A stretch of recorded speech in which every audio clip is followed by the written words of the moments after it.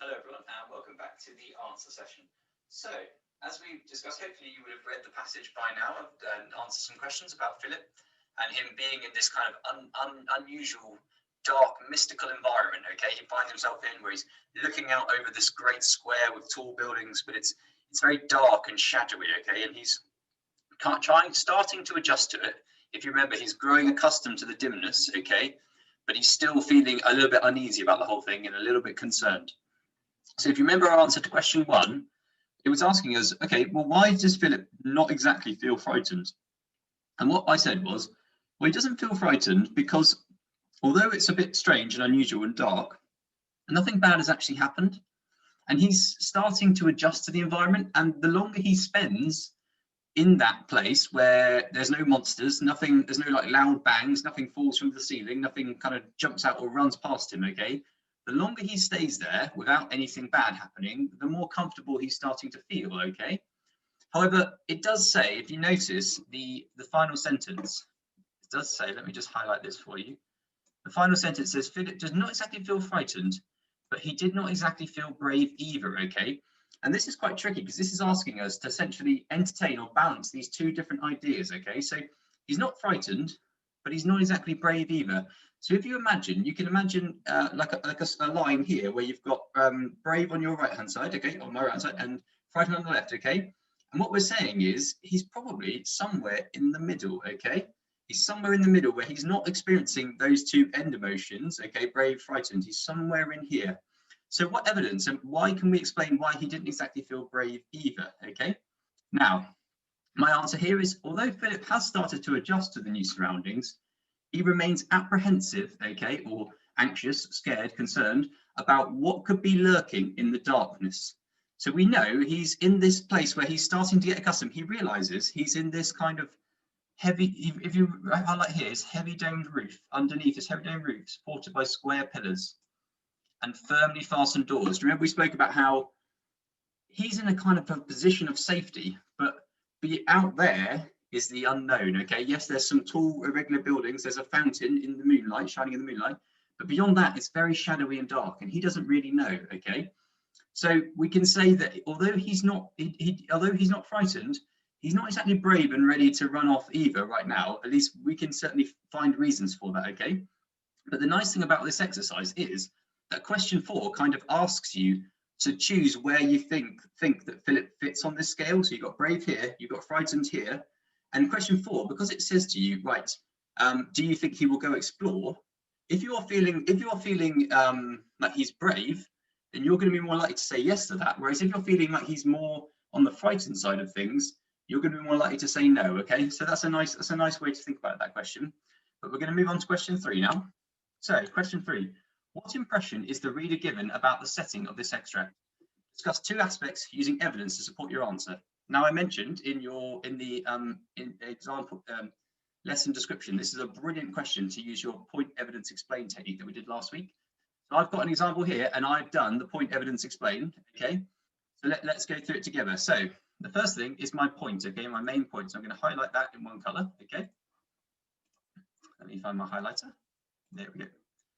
So this is my main point. Okay, within this extract, the reader is given the impression that the setting is a dark, quiet space shrouded in mystery. Okay, what do I mean by shrouded in mystery? I mean it's it's full of mystery. Okay, it's a mysterious, mystical place. Okay, you can imagine like finding an ancient chest. That chest, let's say we can't open it and we don't know where it's come from, that chest would be shrouded in mystery. Okay, it's like there could be treasure in there. We don't know. Okay, now my evidence. Okay, that's my point. The point sets up by this paragraph. Okay, this is my main point. Now let me change color and do my evidence. So my evidence, the author refers to the shadow of the dark arch and the deep night silence. Okay, so this is my evidence. I'm looking at the text to back up this point. Okay, the author refers to the shadow of the dark arch. Okay, the word shadow and dark, deep night silence. Okay, creating that mysterious, dark, quiet feel. Okay, I'm finding evidence. And remember, when you use evidence, you need to use direct quotations, okay? And when you have direct quotations, you need inverted commas. Good. Now, my last point is, the last thing I need to do is do my explanation, okay? So let's get a different color for that too.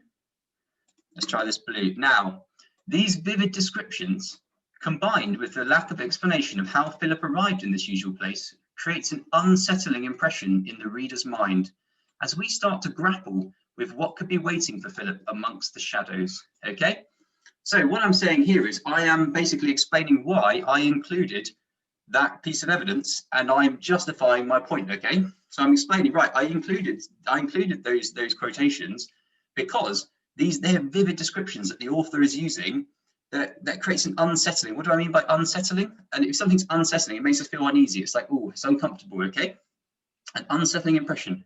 So as we're reading this, it brings up lots of questions. Okay, which is why it's such a good piece of text to work on our inference skills. Okay, and then as we start to grapple, what do I mean by grapple?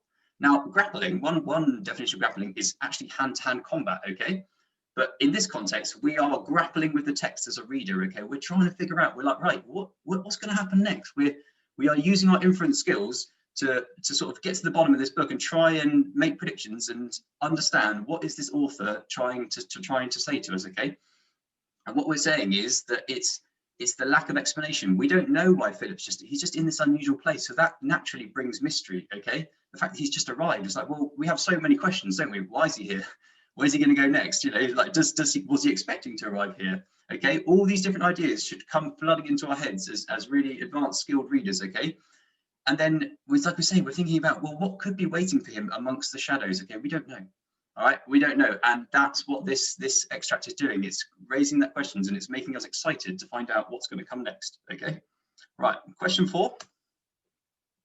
Do you think that Philip will choose to explore the setting? Now, remember, you have brave here, you have frightened here. Okay, we said that he's somewhere in the middle, somewhere along this line, and he's either closer to brave or he's closer to frightened. Now, in my example, I've gone for no, which means I think he's closer to frightened. Okay, I don't think he's going to explore the setting. However, if you had said yes, and you think he's closer to brave, and you can justify it with evidence and reasoning, fantastic. Okay, I'm looking forward to marking your work and seeing people that do say yes and go against Mr. Messenger. That will be brilliant. Okay, like I say, as long as you can justify it, when it comes to inferring, that's absolutely fine. So here's my explanation as to why I said no. No, although Philip is starting to adjust to his current position underneath the heavy domed roof, he remains cautious about his shadowy surroundings. Therefore, he will likely wait until daylight before he ventures out from his position of relative safety. Okay, now what do I mean by relative safety? What I'm saying is, I believe that Philip feels, remember he said he's starting to adjust, he feels quite safe when he's in this environment here. He's under this heavy domed roof, supported by pillars. He's got these locked doors next to him. Okay, he's feeling safe right now because nothing's happened so far.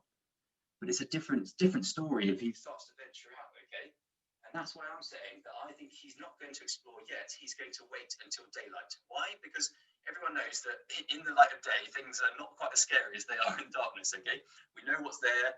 We can react. We can get ready if something comes towards us. All that kind of stuff. Okay, it's hard to sneak up behind us. So I think he's going to wait. I think he's feeling more towards the frightened end than the brave. Okay, that's just my interpretation. Now you might come up with something completely different, like I say, and if you do and you can justify it, fantastic. Okay, that's brilliant. So hopefully that runs through. But please, if you found this tricky, do not worry. We're going to do lots of practice, and we're going to be brilliant at it by the end of this. Okay, so keep going with it. Okay, you're doing fantastic, and I can't wait to read what you came up with. Okay, thank you very much, and goodbye.